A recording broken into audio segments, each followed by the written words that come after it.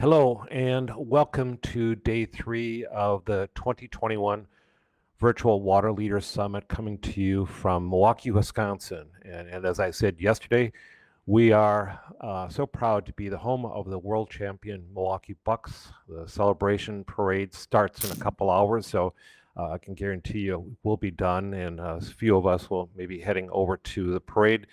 They're looking at one estimate of 500,000 people in attendance, so that's terrific, and it could be even larger. So it's going to be a great time in Milwaukee. My name is Dean Amhouse, and I'm the president and CEO of the Water Council, and I want to again welcome you. We may not have as a thrilling game as that last match between the Bucks and the Suns the other night, but I believe we pulled together a couple of great speakers that are going to provide you some interesting insights on the topic of ESG. We kicked off our summit on Tuesday with Ed Sniffen from the Hawaii Department of Transportation, who tied together the linkage between broadband, roads, and water in a watershed. In today's session, I'm going to be play back a question from our time with Ed. And Julie, I just want to give you a heads up. Think about the impact of roads, beachfront, and water. And you'll see what I mean when we get to that point in the discussion. But there is a connection between roads and ESG, in fact, even. Yesterday, we crossed the country from Colorado to New York to Washington, D.C., as we continue the discussion on the intersection of water and roads. One of my takeaways from the panel was that basically, yes, a hurricane occurred in Colorado in 2013, and you'll have to, look at the video recording of yesterday's session so you can have a better understanding of what I mean and what is the impact that hit on Colorado. But more importantly, what did the folks in Colorado learn from that? Two other thoughts from yesterday. With all of the advanced intelligence and technology that we have today at our disposal to prepare calculated models for the future, how are we building our roads? We need to do a much longer design approach looking forward. No longer can we look back at history of where we're going to build our roads or where they are today, but plan for the future of what is our roads going to be, because the water may very well impact. I don't think it makes any more sense to start building roads along coastal areas in the United States. And frankly, from the New York Times story last week, it's no longer on the coast. Chicago, Milwaukee, all the cities around the Great Lakes are seeing that coastal erosion. So how we are building our buildings as well as our roads, but it's really looking forward ahead, because climate change is having that kind of impact. And in that thought is also, how do we train our future civil engineers to think about climate resiliency every single day when they're on the job? Helping us to make this whole summit series possible is through the support of our generous sponsors. And our presenting sponsors are A.O. Smith and Baird. The supporter of our Warrior of the Year is Ecolab. And we've also received generous support from other companies, including Badger Meter, Evoca, Fund for Lake Michigan, MMSD's Milorganite, Molson Coors, Sloan, Watts Water, Wisconsin Economic Development Corporation, and Xylem. It's a very, very long list of companies, and we really do appreciate all of their support. So before we get into the meat of the program, I would like to ask Marissa from SignalWire to provide a few housekeeping comments on how you can interact with today's session. Marissa? Good morning. First, in the right-hand corner of your screen, you'll see a question mark icon. If you run into any technical difficulties throughout today, feel free to click on that and start talking to any of our support team members. They can assist you.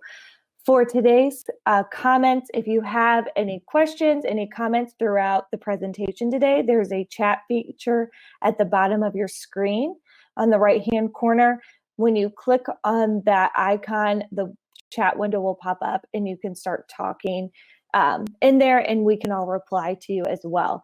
If during the Q&A they ask you to raise your hand for any questions, there's a raise your hand function at the bottom of your screen as well, and we will call on you that way. Thank you and enjoy. Thanks very much, Marissa. We're going to start the session off today with a video, and we have been very fortunate through the support we've gotten from the Wisconsin Economic Development Corporation to put together 6 videos, success videos. We've got 3 that are in the can. We showed one on Tuesday, and we'd like to show another one today. And Nick, why don't you go ahead with that video?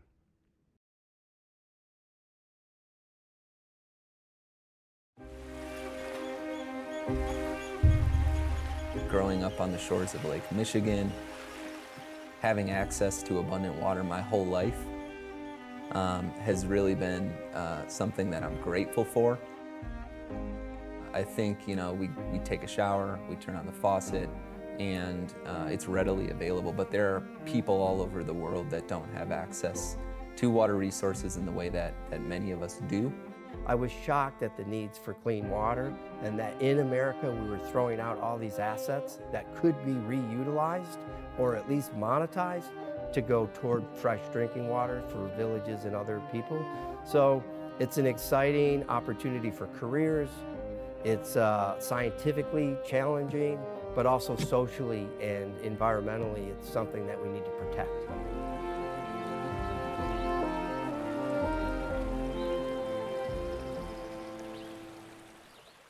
The Water Council serves as the key partner for the Alliance for Water Stewardship in North America. One of the key programs of the Alliance for Water Stewardship is membership. So AWS is a membership collaborative of private sector, civil society, and public sector entities that come together to figure out what water stewardship means in practice. I think what John and Water Surplus recognized is that to meet the world's water challenges, that providing technology solutions is a key piece of that, but that the technologies need to be married to the management of the resource and the stewardship of the resource. They were teaching us how to look at the problems and how to, quantify and measure these problems. I really learned a lot about how the companies had to think about so many other issues, the neighborhood, the waterways, the watershed. One of the main things that we introduced Water Surplus to the beverage firms was a program called our membrane buyback program. And that program consists of when their membranes fail and they need to be replaced, we offer a full service program to sell them new membranes and then also to recycle their old membranes. And they really liked it. They were getting paid to give us their old membranes and keep them out of the landfill. And then we go through a series of steps to test and recondition them and use them to produce clean water in other areas, in principally wastewater applications. I think I would tell leaders of other companies to be open-minded and to spend time with the Water Council to find out where the opportunities are. And I think just being involved and being there to help other people and to help yourself is the best way to actually get something productive going. We are matching water technology with industry needs. Join our hub where water works.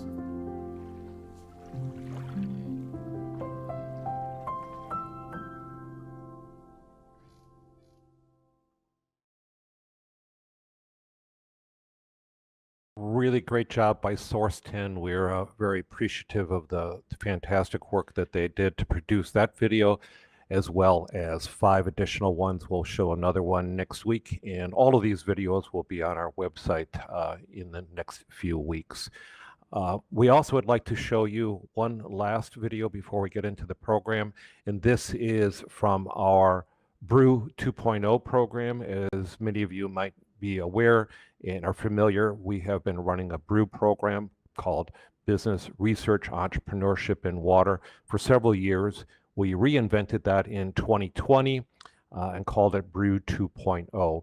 We had 12 companies from around the world, US, Canada, Chile, participate in that Brew 2.0 session as a post-accelerator and as they advance as a business. And in February, they conducted a number of pitches of their companies, and today we'd like to show you one of those as we start the program, and we'll have another one at the end of the program. So Nick, why don't you go ahead with the video for Varuna.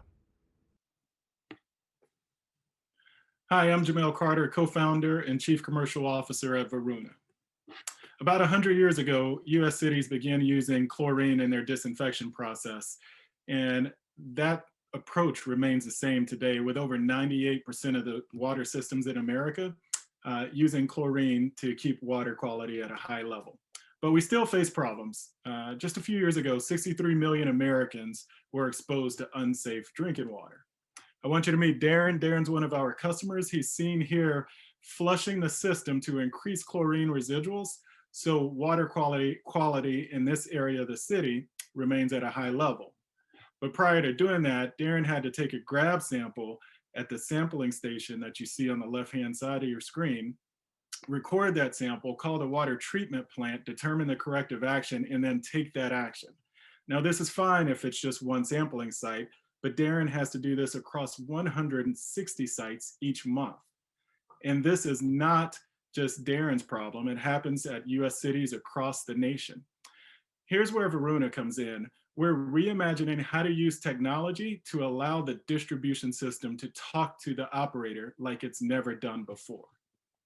And the way we do that is we deploy sensors like the one you see on the left-hand side of your screen. Those sensors read water quality parameters, sends that to the cloud, and we present that in a simple and intuitive dashboard to increase situational awareness. We provide insights and recommendations to the operator. Our initial target market are these two states, Texas and Louisiana, which represents about 5,000 systems, and also represents a total addressable market of just over $152 million. In the short time that we've been around, we've deployed in 5 locations. We've worked with Google and continue to do so, especially on the product side as they help us iterate the product.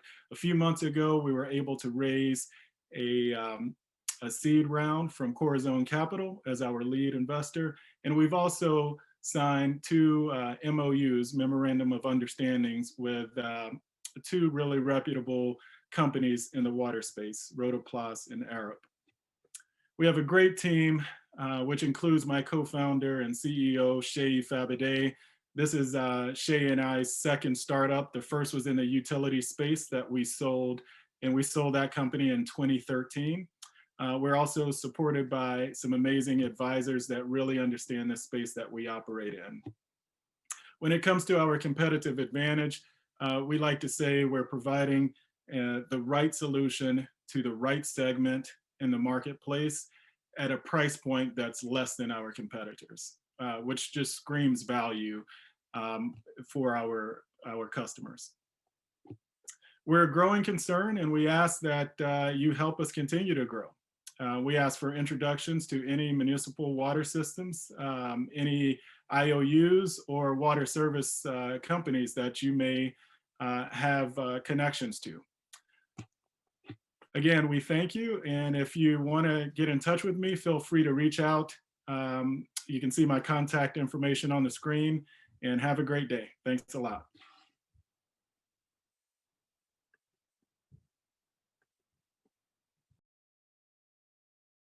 Wonderful, great. Thanks very much to Varuna. Nick, why don't you bring Pat and Julie in, and we'll start the conversation.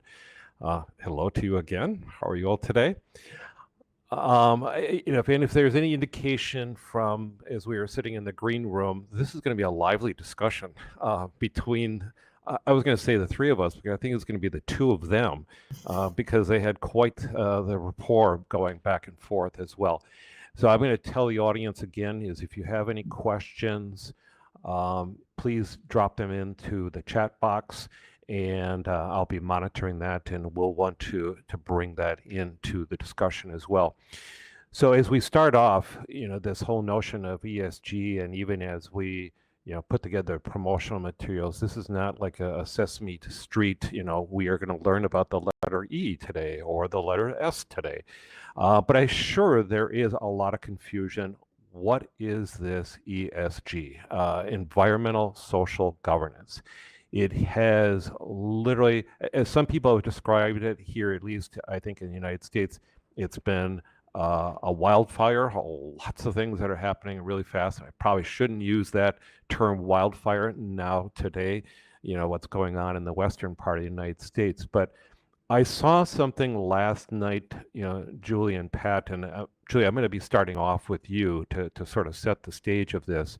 But there was a story last night that I picked up in Investment Week.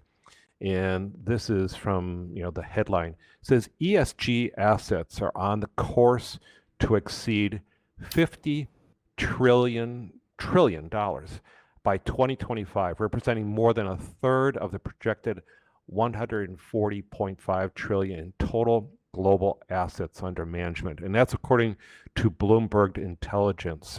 The person from Bloomberg Intelligence said, the pandemic, the global race to net zero carbon emissions have put ESG criteria into orbit. It's, from a niche to a mainstream to mandatory. And I recall something that I read recently is that if you're not doing ESG, you're already too late. So it is something that is significant. And the last thing from this article, while a lot of this activity has started in Europe, the U.S. has seen over a 40% growth over the past 2 years and now accounts for 17 trillion. So nearly half of the global 35 trillion in ESG assets is now in the United States. But my suspicion, there is still a lot of misunderstanding of what this is, the size of it, the impact. And that's what we're here today to unpack this a little bit. And as we did our pre-interviews, I think, Julie, you set this up really well in terms of being able to explain this. And so I'd like to be able to welcome Julie Gorte, who is the Senior Vice President for Sustainable Investing at Impax Asset Management. She's got a really interesting background. She's, doesn't come at the investor world in a direct path. She's a scientist, environmentalist, maybe I'll say, that has found, the skill sets that she has and experience can be a great, contributor to companies like Impax. So, Julie, welcome very much, and maybe just describe a little bit of your background and how you got to where you're at today. Thanks, Dean, and it's good to be with you all today, and thank you for that kind introduction. My path was, as you say, not straight. I guess it probably had a lot of feng shui to it. I spent the first half of my career working in public policy. I worked for a congressional office that no longer exists. It's called the Office of Technology Assessment, and it was an agency that advised members of Congress on science and technology matters. And that taught me something that stayed with me for my entire career, which is we can all end up with different ideas, different policy solutions, different opinions about things, but we should start with the same facts. Otherwise, we're going nowhere. So when I confront a problem like water availability, the first thing I do is run home to mama. And mama is the science. What do we know? What do we need to know in order to make decisions? How can we get the information we need and don't have? That was one of the leitmotifs of my career. The other one was having worked in an area where the idea was to make sound public policy. And then when I left OTA, it was actually killed by the 104th Congress. I worked for environmental nonprofits for a while, and then I worked on the Kyoto Protocol at the EPA policy office. And I realized that my whole career at that point had been about saving the world in some way, shape, or form, and it remains that way today. So when I got a call from a headhunter saying, we want to get you into the private sector, and I said, why would I want to be in the private sector? He said, you can look at the resume, look at the job description. And I didn't, at that point, realize that you could save the world using investment dollars. Now I do. Now I think this is a really productive way to work toward a more sustainable economy. It's going to take all of us. It's going to take government. It's going to take the private sector. It's going to take individuals, societies, civil groups of all sorts. to solve the major challenges that are presented to us: climate change, biodiversity loss, inequality, things like that. So this is the place to be, to work on those issues. We all have a stone to bring to the edifice. Well, in some ways, and I'm thinking back to, $50 trillion, and they say, money talks. But what is the money saying, and what is the money expecting? And maybe to get that going is describe, the ESG, or people who are not familiar with this. So I think we're going to start a little bit like at, course 101 ESG, and start to move forward with this. And it's still fairly unknown, even just as I said, within the US it's been a rapid change in 2 years. So can you help to be able to explain a little bit more of what ESG and why it matters, and why money talks? So ESG stands for environmental, social, and governance. That is one way to talk about this. In finance, everything is a space. So that's the space we're in.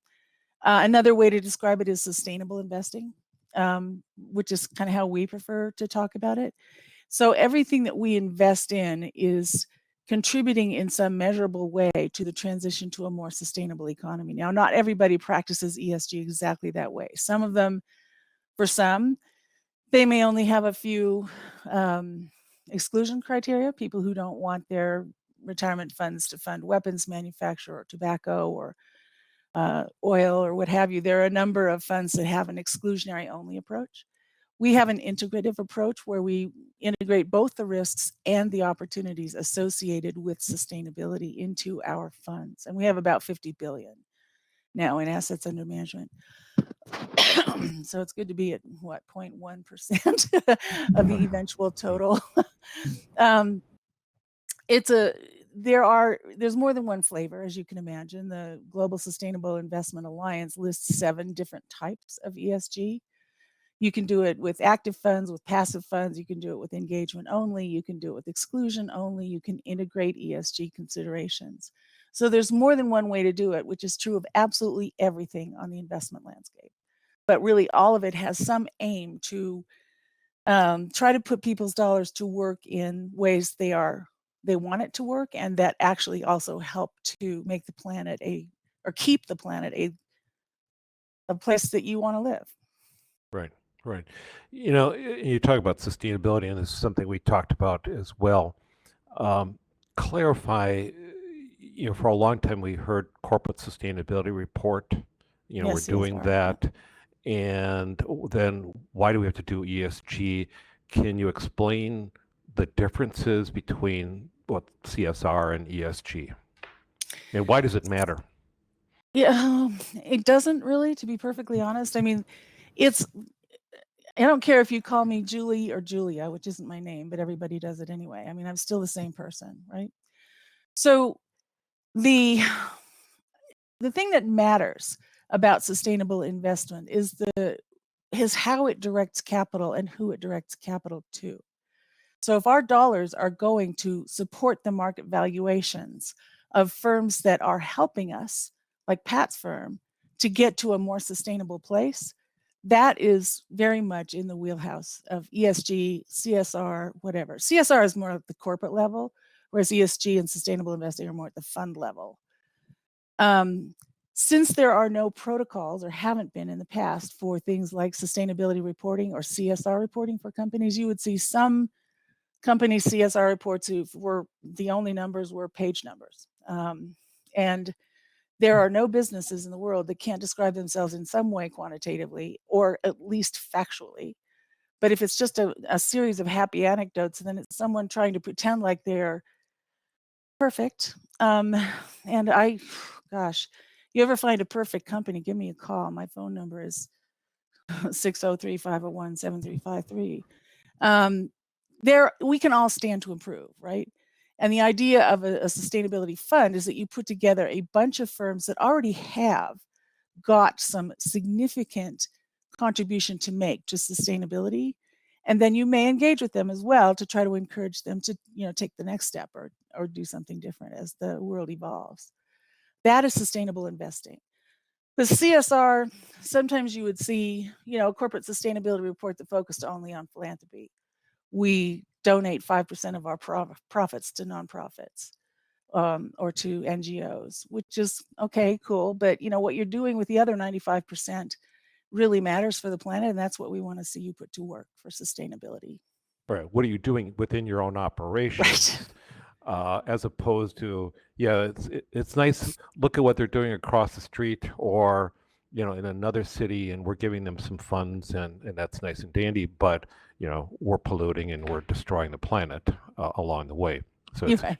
it's coming back to like, okay, literally, where's the rubber hit the road for you with your own company? And it gets into much more data as well. It's not just. Yeah. I mean, I've seen CSR reports, nice pictures, lots of different things that describe, their philanthropy and so forth. And then I've seen other reports that have all these data and charts, comparing, details of literally action items of what they're going through.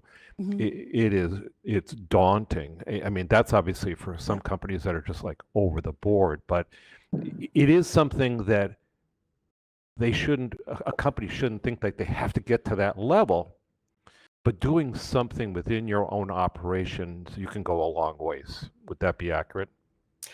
It is. I'm just a quick example of one of the first shareholder resolutions I ever filed was with all the major computer OEMs, original equipment manufacturers.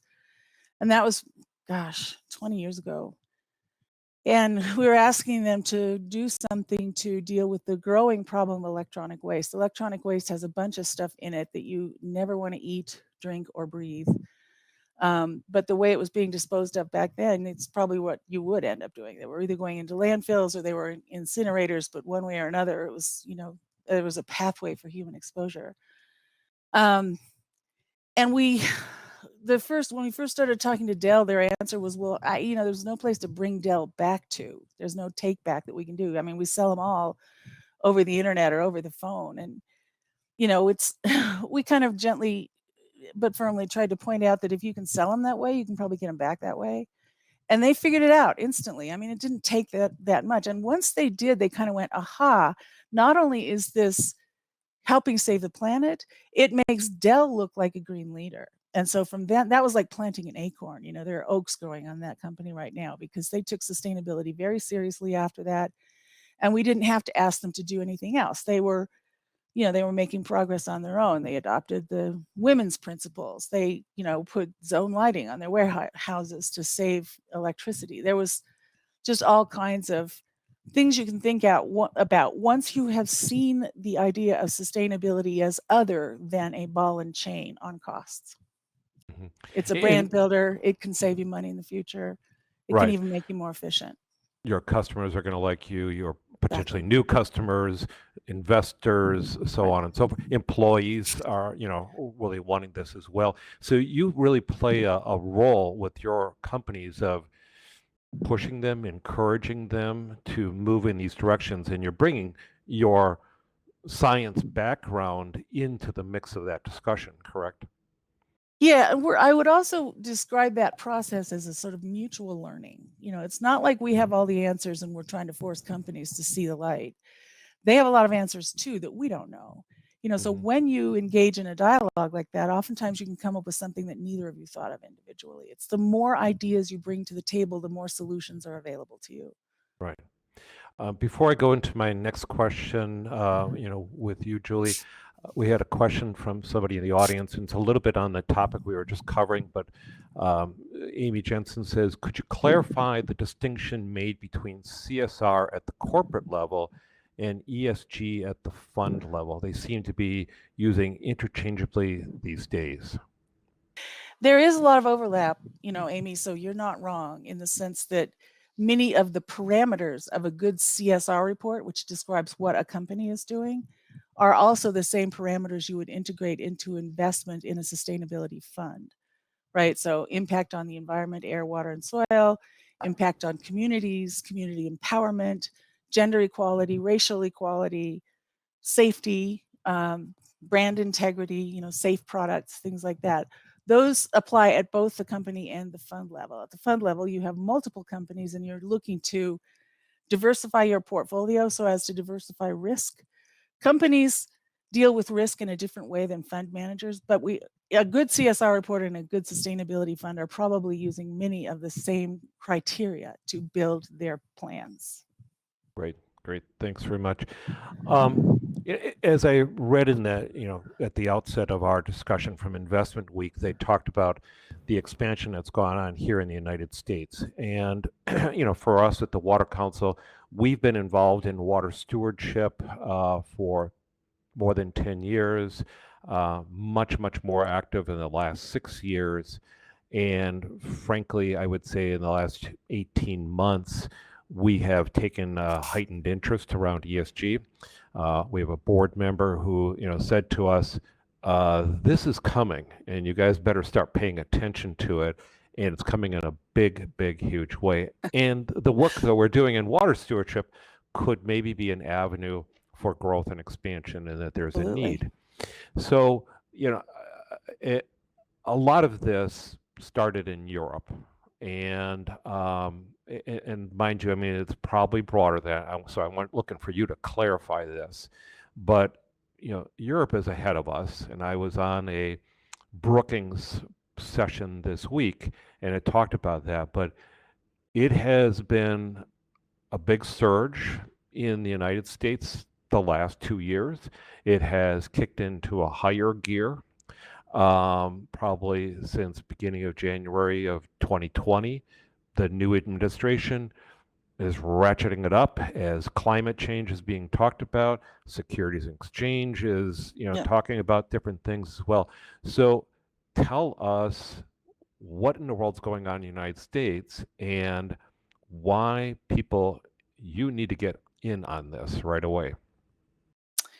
So, well, I am not giving financial advice here. So let's put that on the table and say, all right, here's what I think. The sustainability has been concerned for a long time. The more we deplete the resources of the planet, and not just things like, coal and gold and steel, iron and, minerals and physical resources, but things like the capacity of the earth to restore dirty air to clean air and to clean water and to filter it and to, provide productive soils that will grow diverse ecosystems. The more we deplete that, the more valuable it gets. And the less of it we have. And Jeremy Grantham, actually from GMO, did a wonderful piece, or a series of pieces saying, hey, the time has come.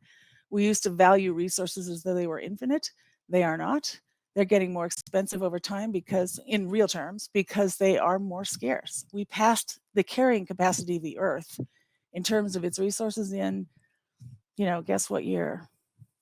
Any guesses? 1988. There you go. So it's been a while. We've been living on, we've been drawing down the what's in the bank, and we're living on more than the interest. We're cutting into the principal now. So we absolutely have to restore things to the point where they continue to support clean air, clean water, decent living standards for all the creatures on the planet, not just us. We face the loss of 1 million species this century if we keep doing what we're doing. And that could have impacts that nobody can possibly imagine right now. But the World Economic Forum estimates that about $43 trillion of global GDP depends on nature. So, we are facing some honest crises. We have to do things about it. We don't have we do have choices, but if I was to choose between walking into a train wreck and avoiding a train wreck, I choose the latter. So that is why I think there is so much interest in this now. People are seeing climate risk actually manifest itself. When people were talking about climate risk back in 2000, or when I was at the EPA and we were going to the Kyoto Protocol, you couldn't look around and see it unless you were a scientist. I mean, you could see the Keeling curve and, but you can't see carbon in the atmosphere. It wasn't really all that obvious what it was doing. It is now, man. I live in Colorado. We breathe smoke every day from what's happening in California and Idaho and Oregon. And we have fires of our own. We have a drought of our own. We're not allowed to water our lawns right now. The whole West is in a mega drought. And then we have floods in Germany and floods in China. There are fires in Siberia. These things are not acts of God. They are in a way, but they're also, acts of man. These are things that if you look back at the IPCC projections from 10, 15 years ago, you'll see that a lot of them were strikingly accurate. They were, unfortunately, a little conservative. So what's happening now is happening before a lot of the science said it would. But understand the IPCC report has a built-in conservatism to it. So they are never going to make a projection that's out on the outer end of things. So, what we're doing is reacting, hopefully not too late, to things that threaten everybody's way of life. Yeah. Sorry, I didn't mean to go into such a soliloquy. No, that's what we're looking for. And I think there is, every single day there is a story that's in there about something that's happening. And just as you said, last week was Germany was being flooded. This week it's China. Where is it next week? And it just continues on as well. So thanks, Julie. I'm going to come back to you, but I want to turn to Pat and bring her into the discussion as well. And because she sits in a different kind of seat than Julie does. You're literally you're getting the call from Impax saying, Pat, what are you guys doing on ESG? What are you doing on sustainability? We'd like to get some more information on that activity. And so you're on the hot seat, as I guess one would say. Now, you serve as the Senior Vice President, Investor Relations, Corporate Responsibility, and Sustainability, and Treasurer. That is a lot to put on a business card, but you got a big job to do. And you have been with A.O. Smith now for 26 years, if am I correct? At least I looked at your LinkedIn profile. So you've seen, and you've had different hats within A.O. Smith. You've seen how this whole thing has changed. Give us a little bit of a sense from you, and first of all, how you fell into the water business at A.O. Smith, but how has that progressed over those 26 years around sustainability, as Julie talked about? Well, I think, one, for most companies like A.O. Smith that have a long, rich history, we'll celebrate our 147th anniversary this year as a company. Sustainability is built into our DNA. I mean, the proof statement is how long we've been in business, right? So we know something about sustainability. And as I've spent my entire career at A.O. Smith, and it's longer than 26 years. And over that period of time, our company has transformed many times. And we entered the water heating business in nearly 100 years ago. And that through a series of divestitures and acquisitions is where we are today. And then a series of acquisitions in the water treatment space in the last 5 years. So we truly are a water company, and that's been by design as we've looked at where opportunities are, where our core competencies are. And we believe that the richest opportunity for our company in this period of time is in water. And as we have this rich history, and I think about my role as pulling our ESG story together for outside stakeholders. We've been doing good things for a very long period of time. And I look at my role as really two parts. One is catalog all of the good things that we're doing and start talking about that. And we've started publicly disclosing the good things we are doing about 4 or 5 years ago as part of my role. And then the other part is to look at our business and what our business strategy is and find ways to start to jumpstart some new initiatives.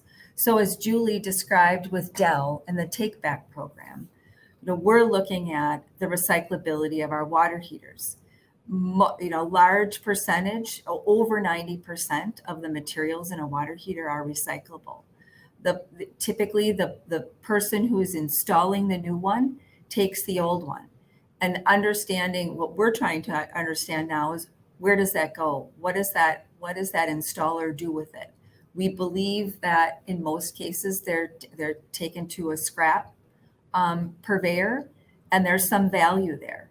But we don't know that story yet because we're not the installer. So we're trying to understand what that story is and trying to link where we might be able to enable that in some way, shape, or form. I think also, I look back at our history, and one example of some embedding sustainability in our business is that we established some fairly rigorous safety protocols back in the 1950s. So this was before OSHA existed.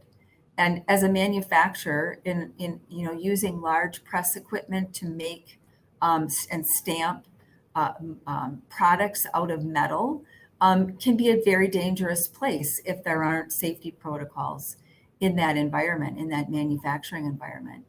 And that President's Safety Award that we established in the 1950s was to recognize a manufacturing plant every year that surpassed sustainability, made improvements in safety over a period of time.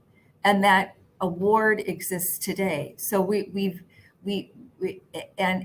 certainly evolved into a fairly robust program that now we are describing in our CRS report. So not only the numbers, but also the management of safety, to bring that proof statement to our stakeholders that it isn't just a focus on numbers, it's actually a program and how that program is managed. How do you, you prompted my sort of question is how you tell that story.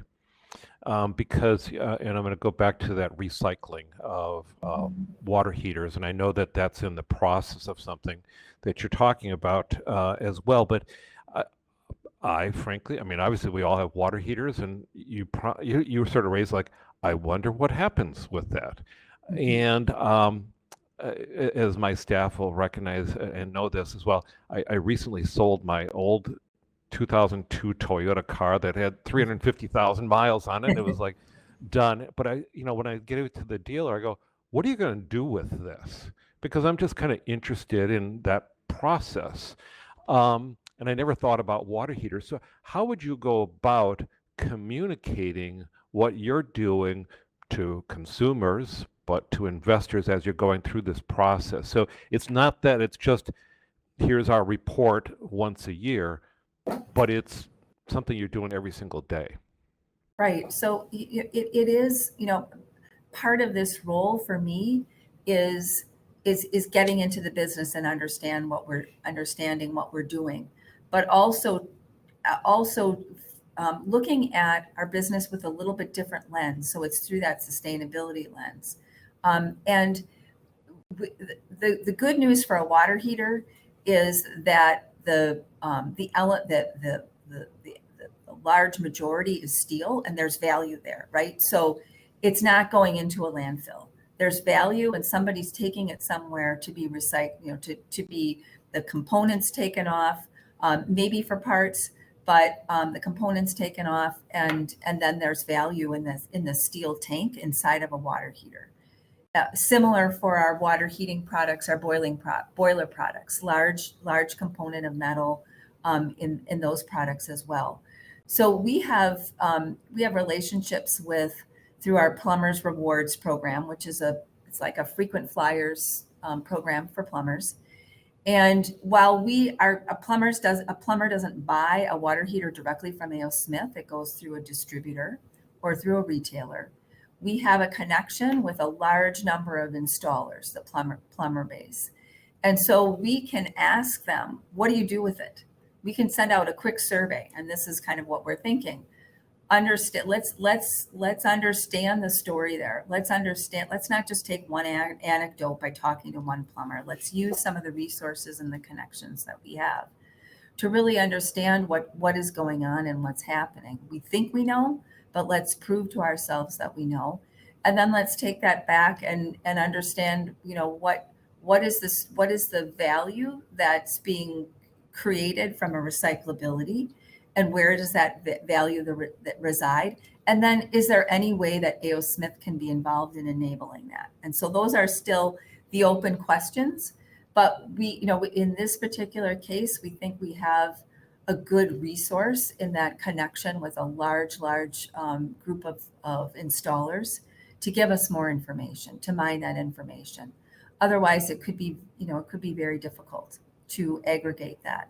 And I look at that as one example of where the whole aspect of sustainability or ESG can be a differentiator for A.O. Smith. So we can tell that story to Julie, and Julie can say, "Hey, nobody else in your in your sector or in your peer group is doing something like that. I think that's a good thing, and it aligns with my investment thesis and what my investors are looking for." So I think my job in a very simple way is looking at all the good things that we're doing, maybe pushing some more good things, and then telling that story to stakeholders, including investors, potential employees, existing employees, government regulators. I mean, we operate in regulated businesses, and talk about the good things that we're doing. Julie, you want to comment? Yeah, could you tell? You're like a third grader going, it's like I'm like Hermione Granger in Potions. The telling the story that way, Pat, is so important to investors, because we read and talk to companies, we read their reports, not just their sustainability reports, but the 10Ks and the 10Qs and all the rest of that soup. And a lot of times, all you will hear is the stuff the company did right. So hearing of a work in progress, here's what we're trying to do.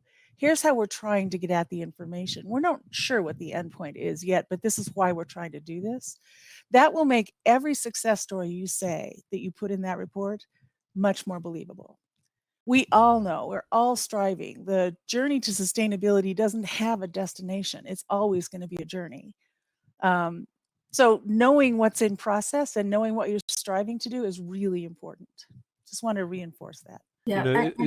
Go ahead, Pat. I was just going to say, those opportunities to talk about what's in process are the great conversations that I have the great fortune of having with investors and potential investors, and those that have that lens that they're looking at us through, and being able to talk through some of those things. And some of it is inbound, some of it is proactive outreach into that investment community by A.O. Smith. That just makes my job even that much more fun. And also learn, right? Because you, Julie, you see many more opportunities that other companies are doing. So using those conversations with investors, what are others doing? What do you see? This is a challenge I have. I have a great challenge in trying to figure out how to look at our greenhouse gas emissions and communicate that story in a normalized way that can be compared with my peers.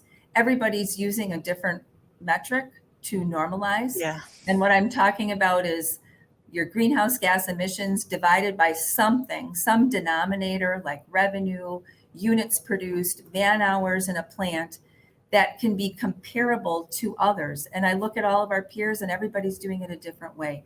So I look for those conversations as opportunities to get some grounding in where things are headed, to help me navigate through the challenges that I have in defining some of those metrics and setting those goals and telling those stories. Well, there's hope on the horizon. The SEC's regulatory agenda has climate risk disclosure or climate disclosure on they're not just looking at risks, but opportunities. And that's on their 6-month calendar. They intend to put out a rule probably in October or November. So we could see that rule finalized in the first quarter or second quarter of next year. And that might help define the units. Right. Just make it, it's difficult as I look at our numbers to say, is this good or bad? I don't know. I mean, because I can't compare it to anything that anybody else is doing. So that comparability, is important, both from It is the entity that's disclosing it, as well as the providing, making sure that information is useful to the stakeholders that we're disclosing that to. You all have gotten onto something really, really, really important. And as because you're literally on the front lines of this, but for us outsiders, it's this data.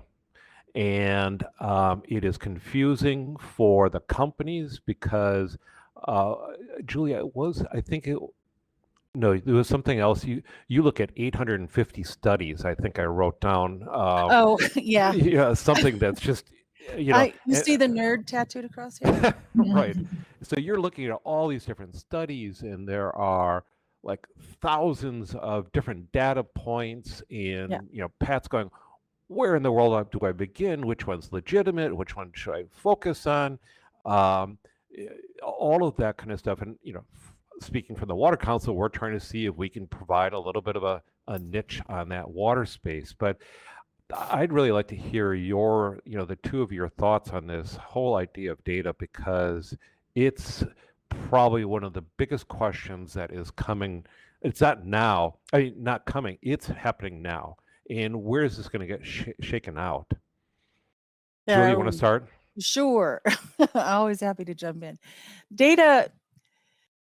So there has been a lot of skepticism about ESG investing in mainstream investing until I would say about 2 or 3 years ago, at which point the thing suddenly crossed the Rubicon and now everybody believes in it. But the new believers often, get very wrapped around the axle when it comes to the data question. How can I believe this? You've got Sustainalytics rating companies, you've got MSCI, you've got Vigeo, they all come up with different ratings. They must be using different data. How can I believe any of this? What should I do?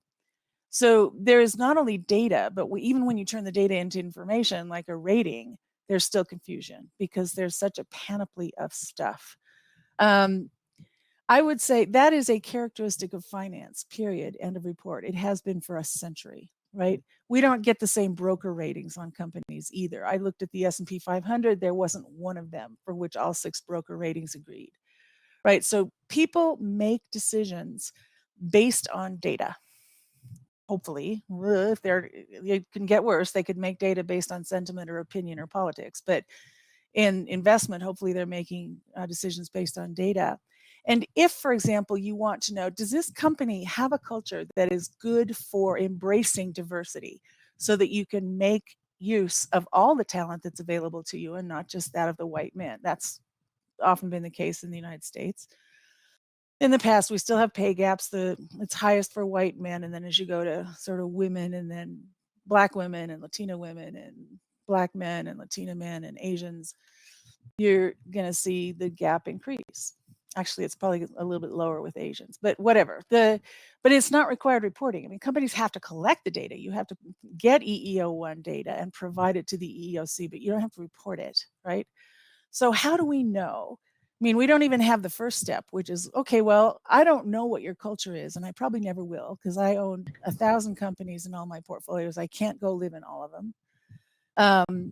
How do I get data on just what the demographics of their workforce is? And then from that piece of information and others, you can maybe draw a conclusion about whether the culture embraces DEI. And in case you're thinking I'm talking about something that doesn't matter, we found that I have 2 studies on this, that during the Me Too Time's Up era, companies whose CEOs or senior officers had gotten involved in a sexual indiscretion tended to lose 12 to 14% of their market value immediately, 4% immediately, and then 10 to 12 over the succeeding year. So investors lost faith in those companies. They were looking at those companies as being places that people didn't really want to work, and they were going to wash out all their, a lot of their talent, and they priced them accordingly. So this stuff does matter on the market. I think this SEC is probably going to make some progress in defining what the parameters for reporting should be. But even if they don't, there are a few protocols out there that actually have, if everybody used voluntary protocols, we would have a lot more comparability of the data. So there's TCFD for climate, the Task Force on Climate-Related Financial, D, whatever the D stands for, sorry. Disclosure. Thank you. This is how you can tell I'm old. And then there's the GRI, so there's SASB, there are a few protocols out there that really do have some specifics in them. And so the more we, until we have mandatory disclosure and definitions, using the most robust and sensible of the voluntary programs probably makes sense in the short run. Right. I would love to hear Pat's view on it. Yeah, I was going to say. Yeah, it seems like there, fortunately for where we are at this point in time, it seems like there's some coalescing around the frameworks that Julie mentioned. So the SASB and GRI and TCFD. And it seems like we've got at least a little bit of consolidation. And, for us, as we look at, which rubric to use, it's the one, the stakeholder group that, is a focus for us in that disclosure of data. It is the investment community. So what does the investment community find to be the most valuable? That's one important thing to know. And then we as we were thinking about what data to provide publicly, right? So we look at all the good things we're doing. We look at what investors wanted to see, and we created a heat map. And the hottest was greenhouse gas emission and energy, everything around energy. And then the next category was what was employee population and the demographics of your employee population. So those were the two. So we knew those were the most important. And then we looked at, okay, what can we collect easily? And what are we already collecting? And so we've been disclosing our energy usage and greenhouse gas emissions, going back to 2018 data. So we've got that out there, and we're establishing, an annual series of pieces of information that a stakeholder can look and determine trends and things like that. And then we said, where are we going to set goals? Because I believe that the best way to show the outside world what your culture is like and how important you think this is by setting a goal and then establishing a periodic report out of how you're progressing, and then talk about, what changed? What did you do? If you're on an energy, reduction trajectory, what are some of the projects that you implemented in that particular year that drove your energy use down? If it's water conservation, what things have you done to recapture some of the water to reduce the amount of water that you're using? And then establishing goals. So we put our first greenhouse gas emission reduction goal out in our 2020 report. And that goal then is a 2025 goal. And we have projects, we've made commitments to invest in capital to achieve that. So and then it's rallying the individuals that are responsible for manufacturing programs and capital investment in the plants to get them rallied and excited about these projects and implement the projects and get them underway. We have what we're looking at right now is an LED lighting project that we're piloting in a couple of plants, see how that goes. And then the goal is to update the lighting in all of our manufacturing facilities over the next several years. So, and that will help us reduce significantly the energy that we use, which will reduce the greenhouse gas emissions that we have coming out of our manufacturing facility. So I think, as I think about it, look at the good things that you're doing. Start, if you're not measuring, we've been measuring total recordable incident rates in our safety, in our manufacturing plants for decades and decades. What are you measuring? What are you, where are you comfortable setting goals? And then implementing programs to make sure that you achieve those goals. I mean, for any company, we believe, our philosophy is if you put a goal out there, you have a reasonable chance of achieving it. Even if the individuals who are setting those goals today are not going to be in the business in that period of time, that the organization will be able to achieve that. That's our reputation, that's our credibility, and that's the way that we think about it. I've only probably have about 200 more questions to go, and so, but we're actually starting to get some questions coming in as well, and one on private companies, which is actually on my list as well. So I'm going to get to that in a moment. But one of the things, Pat, you said early on, which reminded me of a conversation I had late yesterday with not going to name who it is, but they're doing fantastic work around sustainability, and it's a global corporation, private company by fact. And I said, tell me about your sustainability team. And he looked at me almost dumbfounded, and it's like, we don't really have a sustainability team. And he said, all of our people are a sustainability team. And, it's that, what you said, it's in the DNA.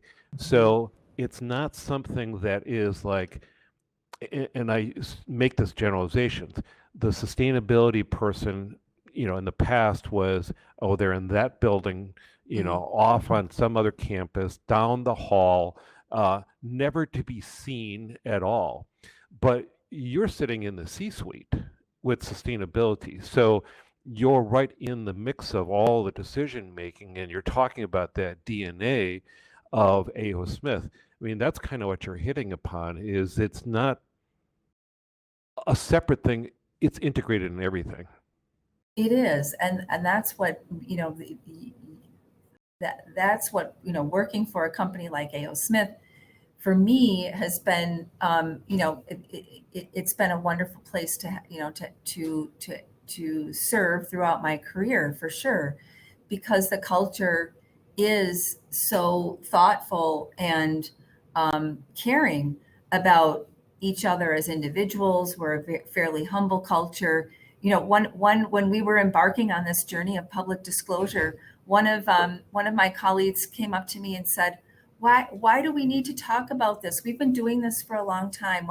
Why is it important for the outside world? We're a humble culture. Why do we want to start making this part of the conversation? Why can't we just kind of fly under the radar, do these good things, and just keep our heads down, focused on the good things that we're doing? And that the world is changing. The outside world wants to know, and stakeholders like potential employees want to align with companies that are doing good things, that align with their value system as a person. And so recognizing that it's not only investors, it's potential employees, it's customers. Customers want to align with suppliers who are resilient and are going to be around for a long time, are going to innovate with them.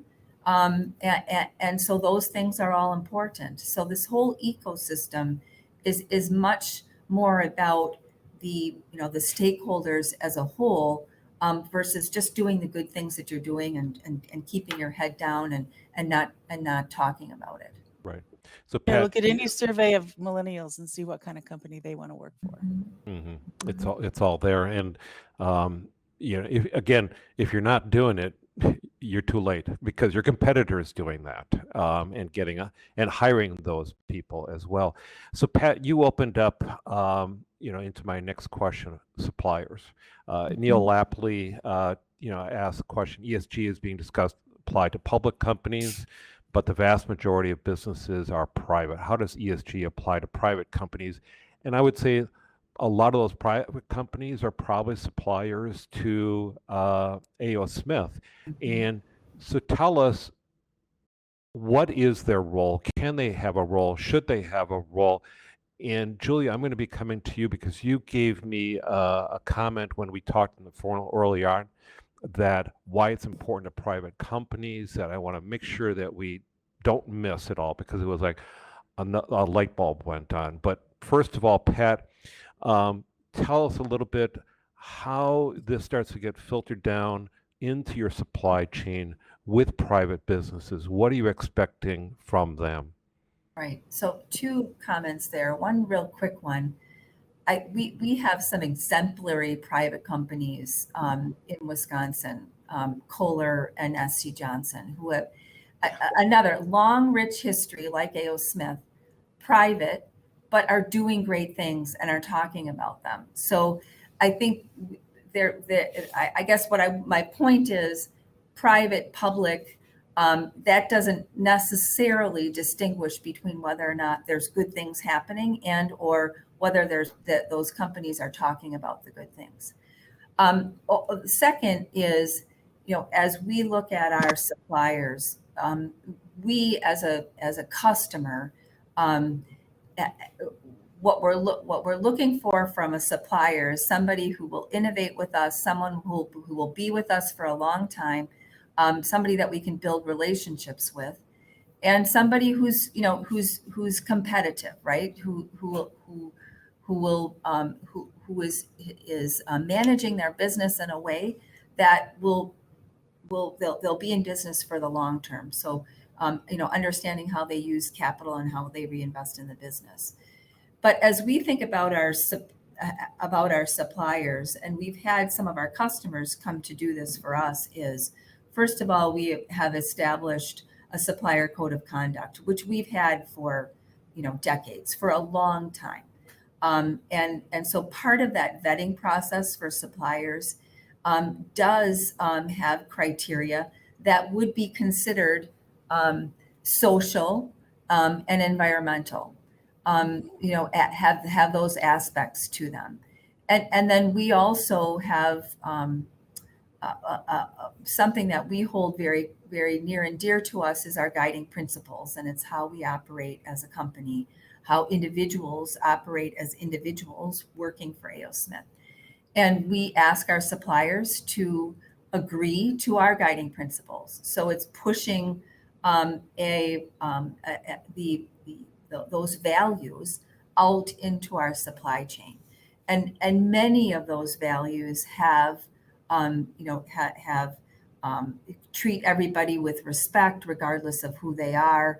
Have very strong elements to the social aspect of ESG, and so that's where we are. But there are many different ways that customers interact and have expectations about suppliers. Some of our large customers have come to us with, we want you to give us all this data to help us evaluate you as a supplier.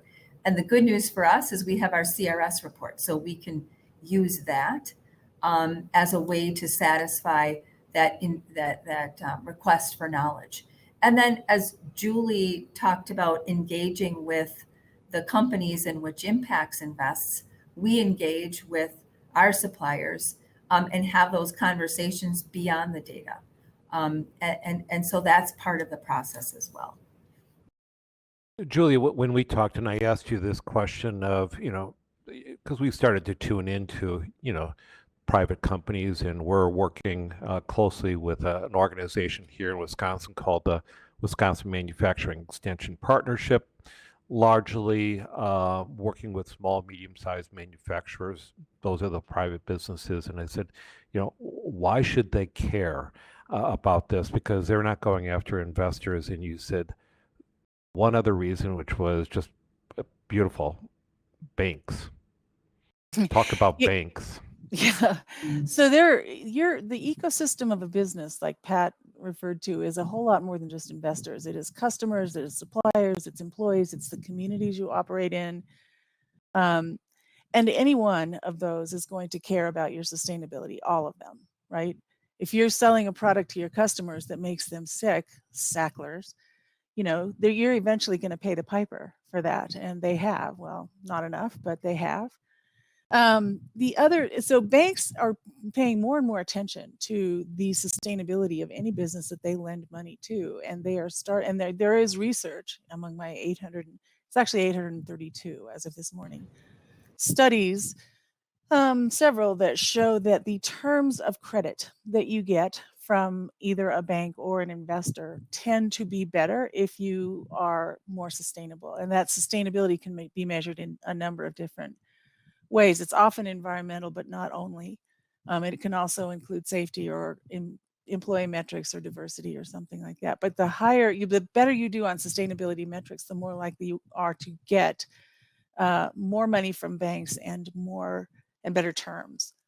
You can also, there are an awful lot of private, just because you're not trading stock on stock markets, you might be trading bonds, right? And there are a lot of private companies that issue debt that is traded on public markets. And we apply all the same criteria to those, that debt issue that we would to an equity issue. And I'm sorry, my dog is doing something I have to go check on. I will be right back. I'm so sorry. Quite all right. That will lead me to a question for Pat.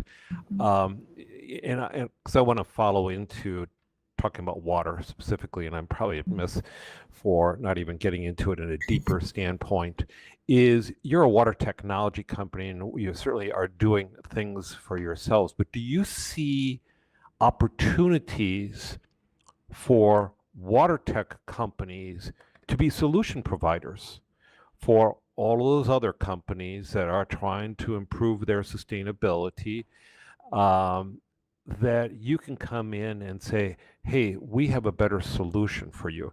So is there a market opportunity for you as a sustainability provider? Well, I think as we think about it, sustainability can provide value in a way that you might not necessarily think that, oh, that's a sustainability attribute. That's great, but I want this. But oftentimes those go hand in hand when you have water. So as an example, we manufacture and sell reverse osmosis water treatment products. We have patented technology for our membranes that conserve water, and our differentiator in the market, and that the water that is wasted going through our membranes is less than water going through our competitors' membranes. So that in of itself conserves water, and a consumer in the United States may not necessarily say that attribute is something that they're going to spend some extra money on. But a consumer in India, where water conservation is so much more prevalent and known and aware, and in China, where again water conservation is top of mind, that attribute has really created an opportunity for us, and we've established a market leadership position in China as a result. In the United States, that awareness will probably build as we have parts of the United States where water scarcity is becoming more of an issue, and there are more and more places in the United States that are charging for water. So as we increase the amount of metered water, and I'm paying for the water that I use, even the water that I use through my reverse osmosis water filter that goes back down the drain. I'm still paying for that. That could, that will be a benefit that, could drive opportunity for us in the future. We are also pushing, and we continue to push the envelope on the technology to enable and reduce reduce the amount of water that's wasted as part of that reverse osmosis process. Well, and I know that, I've heard of, companies, Ford Motor Company as an example, as they started going down their path and, they wanted to become better around water. And one of the, first questions was, how much water do we use? Right. And they needed a meter, it's like, oh, Mhm. and then they're like, pretty simple. So I think that they're, at least what we're trying to impress upon companies within our water tech industry is there's a huge opportunity that exists if you are a solution provider, because more and more of these water users are going to look to find, better meters, better solutions, better pumps, better heaters, all of those things. Well, lo and behold, here's an industry that can help you out with that as well. Yeah, no, absolutely. Welcome back, Julia. Hopefully your dog's good. She, well, she caught a bunny, but it's slightly punctured, but it's still alive, so it's all good. Wonderful, wonderful. I know we're getting close to our time that we want to wrap up on things as well, but there was a question that we had, and I think again it's very relevant to talk about what we're doing. Is this is from Stacy Vogel Davis. How do we make water a priority with investors and companies? Because at the end of the day, this is a water summit, and that's near and dear to our heart. So, Julie, what do you think about this? Because we think a lot about carbon, energy, plastics, but how do we get water to be at that higher priority? Well, I would argue that water already is a high priority for a number of industries, a number of sectors. So anybody in food and beverage, you can't operate without pretty copious amounts of water. Plus, the reputational risk that you have during a drought. If you look at what the press was about Nestle Waters during the previous drought in California, a lot of it was misinformation, but the concern was huge, and there were articles every day. So, water has to be a priority if you give a darn about your reputation for any company that uses a lot of it, especially if you're not only withdrawing a lot of it, but when you have the possibility of returning it to the environment in a form that is not as pure as what you took, then you're going to get really pilloried in the press and among your customers and in the communities you operate in. And here in Colorado, we have a lot of frackers, and they use tons of water. We don't have tons of water, but they use that much. And then once that water comes back up out of the ground after they've fracked the rocks, it is dreadful. What do you do with it? That's a major problem. And that's one of the reasons that they haven't made money in that industry. So, and then there are a number of others. So utilities withdraw a lot of water. They don't necessarily use it up. They may return it to the environment a little hotter than it was before, but the ones who are using it and then return it in a form that's different, semiconductor production. Why on earth Intel built all of its plants in Arizona, I will never know. That's not exactly right. They only have a couple there, but it's a huge risk in some industries already. It's being treated that way, and there are a number of dialogues every year, engagements every year with companies for whom water is a major issue, including water utilities. Among the members of there's a Ceres Water Working Group, and they have been dialoguing with companies for years over how they can be better stewards of the water. So minimize their withdrawals, return the water back to the environment in at least as good as it was when you took it out of the environment. And then make sure that your systems are as efficient as possible, that you're not leaking every step of the way. Those are just a few of the things that we engage with. Now, it isn't a huge issue for every company, but I don't think anything is a huge issue for every company. I mean, I care what inventory is if I'm talking to a steel producer. I don't care what it is if I'm talking to Microsoft. Right. Right. So any industry is going to have unique KPIs. Right. And water is already one of them for a number of them. If you look at the SASB materiality map, you can see that. Well, and water touches every single business, no matter what. True. I mean, if you're in a hospitality business or food and beverage, water is going to be Healthcare. there. And, it's either you got it or you don't. And what's the quality of it as well? And if the quality is bad, you don't got it as well. Right. Pat, you're in the water business. How do we get more investors and other companies within, certainly Milwaukee area, beyond, to think about water as a priority? Well, I think there is certainly what started in Europe, and Julie's company, based in Europe, with the water funds that are there. So, I think of where this started, with for A.O. Smith with regard to the investment community goes back, nearly a decade, where there was more and more interest in investing in water. And as a result of that, investment management firms like Julie's have specific funds that target investment in water.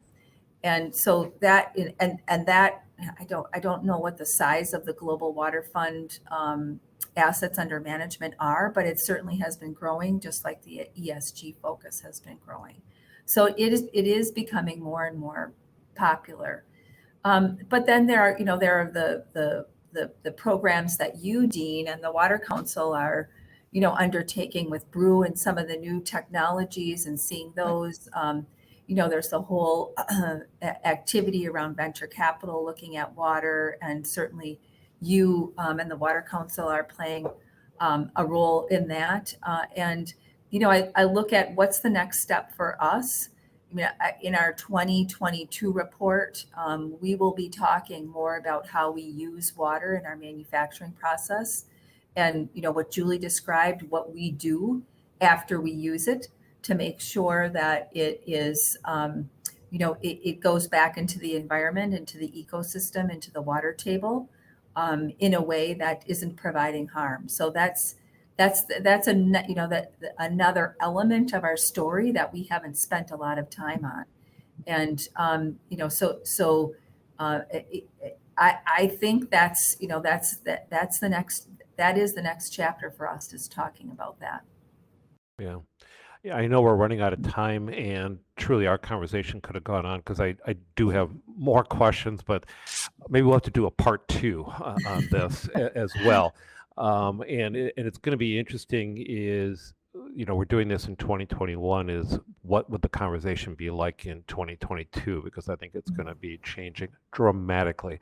So I'm going to close this out. I'm going to have one question for both of you. You guys can sort of have closing comments and to move us forward. But Julie, your crystal ball, where are we going around ESG, water in the next year, 5 years? Are you optimistic on where this is headed? And sort of strap on your jetpack because it's a force. What's your crystal ball tell you? I am guardedly optimistic. I think that the advent of sustainability issues like water, like climate, like biodiversity in investment, it took a while to get here, but it is definitely here now. It's not going to get any smaller. It will grow. I think investors are capable of helping the world to make progress on this, but like I said at the beginning, it's going to take the whole global village to do it right. It's going to take governments, it's going to take citizens, it's going to take governments at every level, companies, private, public investors, all of that, in order for us to actually reduce our greenhouse gas emissions to zero or net zero by 2050, which is what we have to do, to quit damaging or diminishing the supply of fresh water, drinkable water on Earth that's available to every creature, not just us. And we have to remember, I think in water, like every drop of water on this planet has been through innumerable organisms, right? So if the idea that you don't want to drink treated water is a problem for you, well, you've been facing it since birth. You just didn't know it. So I think I'm optimistic. The only reason I put the guarded in front of that is because I don't know that we're moving fast enough to avert all the catastrophe. We need to really, the critics and the naysayers and the skeptics, they just have to have a brain transplant. Yeah, time. We can't keep on debating it. It's now, and this year at least, and maybe we're too close to it, but it's like being driven home, on a daily basis. Pat, your crystal ball, what you're thinking, but I think more also is, for people who are online, what's your suggestion on how they get started?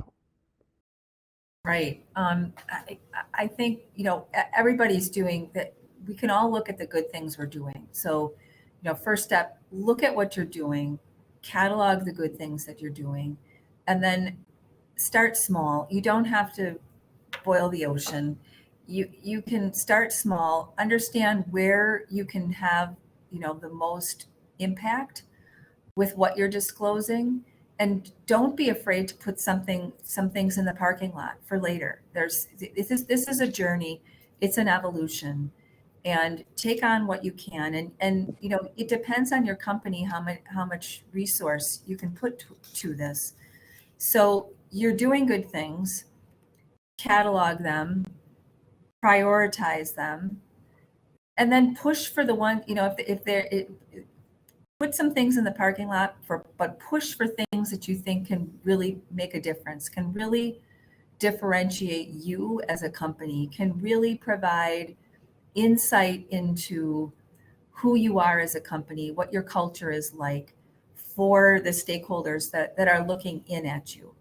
And then I think goals are important. I think goals really provide the sight line for those stakeholders to really see what you think is important and how much change you're willing to take on and impact in a positive way.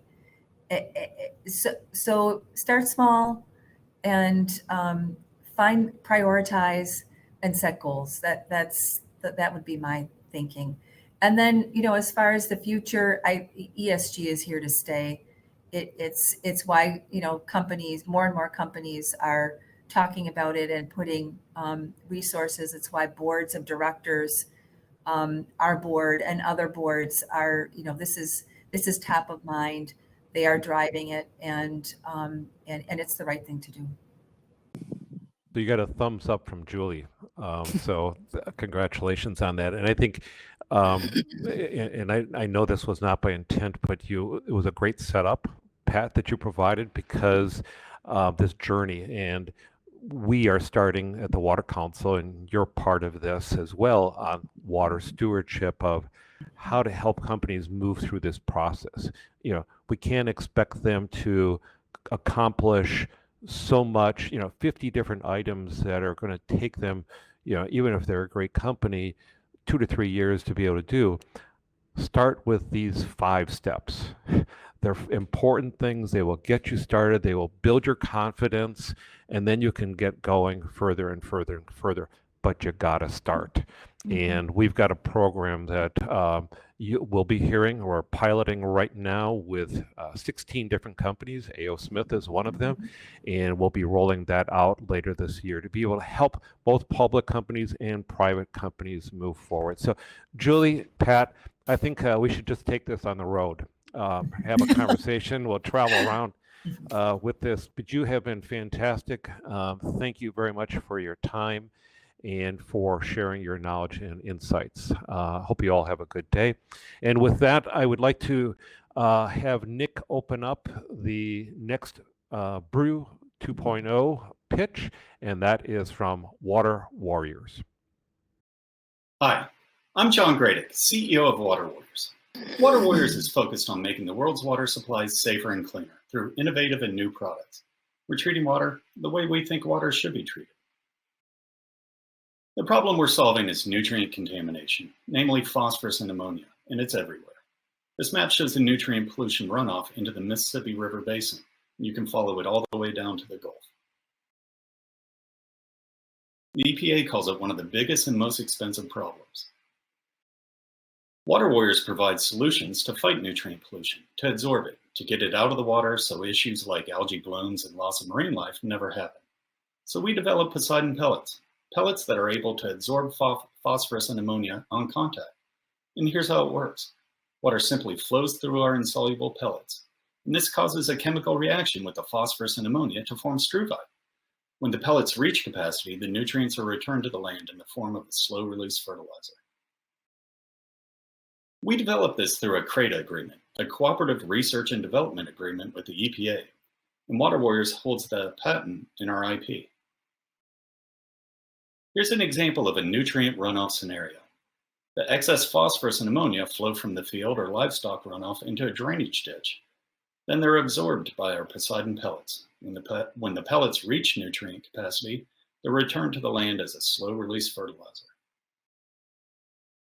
These are the markets we are serving, and the reason why is we know they're paying. The fines, the lack of solutions out there, they're the same from a wastewater treatment plant to a family fish farm to edge of field runoff. We sell our Poseidon pellets as a product. It's scalable and we can package it in multiple ways, from super sacks to boom socks. And Poseidon only costs $19 a pound. Poseidon is the only product that forms a struvite reaction for both non-point sources like farms, waterways, and golf courses, and point sources like industrial and municipalities.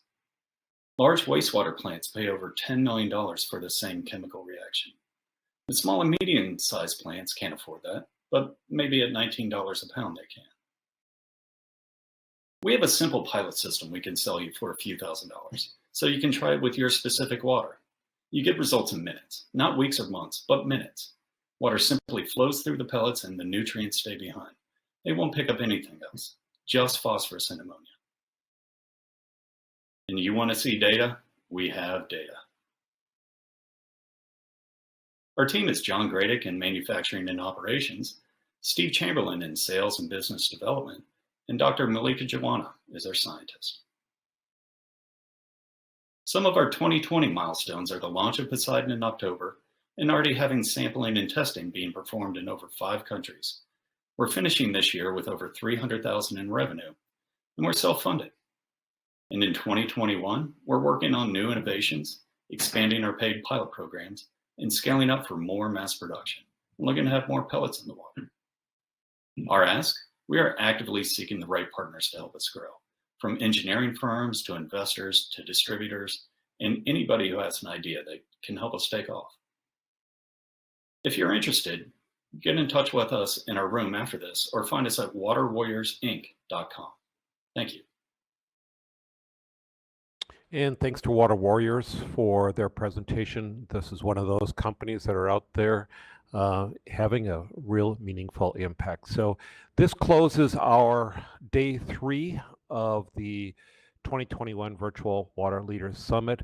Come back to join us next Tuesday at 9 o'clock Central Time, where we will be talking about climate change. And we're really pleased that we've got Sarah Gonzalez-Rothi from the White House Council on Environmental Quality. You'll get an understanding of what do they do. We oftentimes hear about CEQ. Now you're going to learn about what they do and why they're important into the mix of things when it comes to water. And responding to her comments will be Emilio Tenuta from Ecolab and Claudia Toussaint from Xylem. So thanks again to all of our sponsors. Thank you for you listening in and participating. And I wish you all a very good day. Thank you. Goodbye.